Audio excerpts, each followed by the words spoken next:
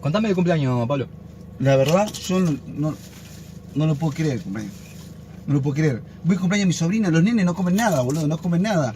Todos los pedazos de pancho mordidos, boludo. Todos los pedazos de pancho mordidos. Todos los pedacitos de chisito mordidos. Los pendejos no comen. ¿Ah? Yo cuando era chico, yo iba al cumpleaños, llegaba con un hambre, boludo. Mi mamá a las 11 de la mañana agarraba y me decía, no comas nada, que a la tarde... ¿Puedes parar de hacer ruido con esa papa?